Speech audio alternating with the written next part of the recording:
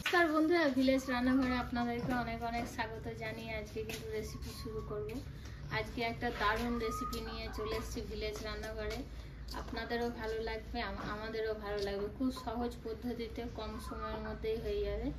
সাবুর পায়েস বানিয়ে আপনাদেরকে দেখাবো। অবশ্যই আপনারা ভিডিওটা প্রথম থেকে শেষ পর্যন্ত কোথাও যাবেন না, সঙ্গে থাকবেন। নমস্কার বন্ধুরা, ভিলেজ রান্নাঘরে আজকে হবে সাবু পায়েস। 200 গ্রাম সাবু ভালো করে ধুয়ে ভিজিয়ে রেখে দিয়েছি।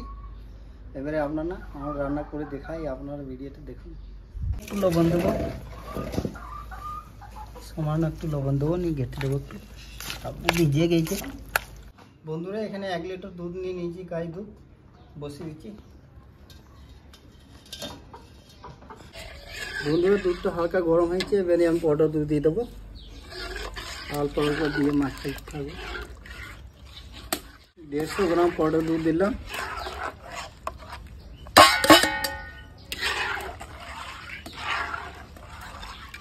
পাউডার দুধটাতে না খুব গন্ধটা ভালো হয়। বন্ধুরা এখানে আমি চিনি দিয়ে দিচ্ছি, 250 গ্রাম চিনি দিয়ে দিচ্ছি। চিনিটা আমি আগে দিয়ে দিচ্ছি, কেন সাবুটা এখন আমার ভিজে নেই। ভালো করে ভিজে যাক, তারপরে সাবু দেবো। বন্ধুরা এখানে আমি 4টে এলাচ গুঁড়ো করে নিয়েছি। ওই এলাচটা কিন্তু দিয়ে দেবো ফুটন্ত দুধে, তাহলে গন্ধটা ভালো বেরোবে।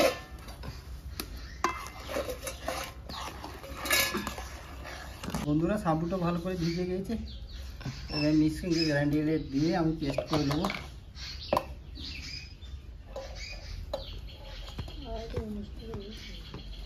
বন্ধুরা আমি সাবুর বলগুলো করছি, সাবুর বলগুলো করছি, আপনারা দেখতে থাকুন। হ্যাঁ, এইভাবে হাতে অল্প অল্প ঘি লাগিয়ে করছি। দেখুন আপনারা, এভাবে একটু চাপ দিলে গোল হয়ে যাবে।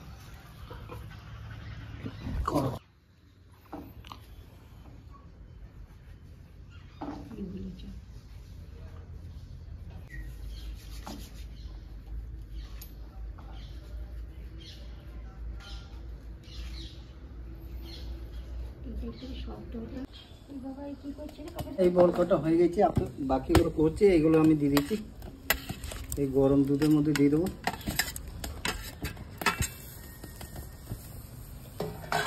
এই কটা হয়েছে, এগুলোও দিয়ে দেবো।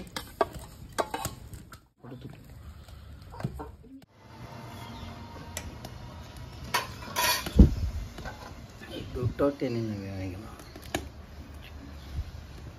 ভালো করে। এগুলো যখন সেদ্ধ হয়ে গেলে অটোমেটিক ভাসবে বলগুলো।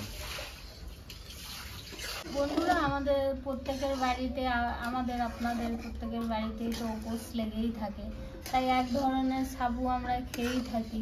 খালি সাবুর খিচুড়ি আর সাবু ভিজে দই কলা এসব দিয়ে দেয়। এক ধরনের খাবার খেয়ে তো একদম একঘেয়েমি হয়ে গেছে, তাই ভাবলাম একটু সাবুর পায়েস বানাবো। তো দেখুন এইভাবে কিন্তু কম সময়ের মধ্যে, কম ঘরের যা উপকরণ, সাবু, চিনি, দুধ এসব তো থেকেই থাকে প্রত্যেকের বাড়িতে, তাই আপনারাও সহজেই এটা বানিয়ে ফেলতে পারবেন কম সময়ের মধ্যে, কম খরচার মধ্যে। তাই বন্ধুরা এটা যদি ভালো লেগে থাকে আপনাদের অবশ্যই কমেন্ট করে জানাবেন। বন্ধুরা 1 চামচ দেবো গোলাপ জল।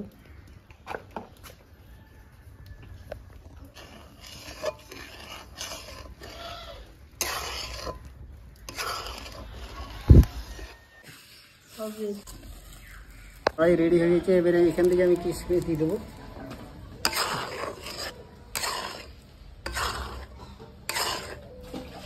পুরা দেখো কত সুন্দর হয়ে গেছে আমার সাবু পায়েস। দেখো এবার বন্ধুরা নামিয়ে দিচ্ছি।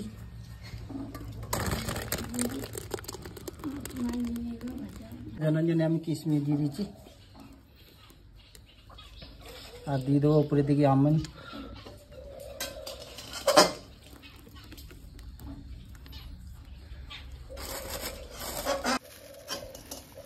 ঠান্ডা করে নেবো, তারপর ফ্রিজে রাখবো, তারপর খেয়ে দেখাবো।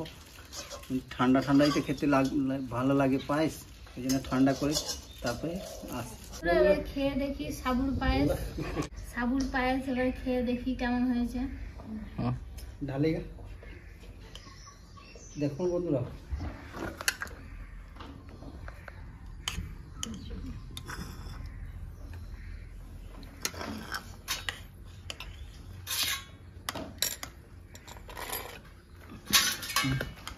আবার রেখে দেবো, ঠান্ডা হবে, আবার কালকে খাবো।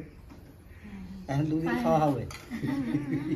এই পায়েস তো ঠান্ডাই বেশি ভালো লাগে খেতে।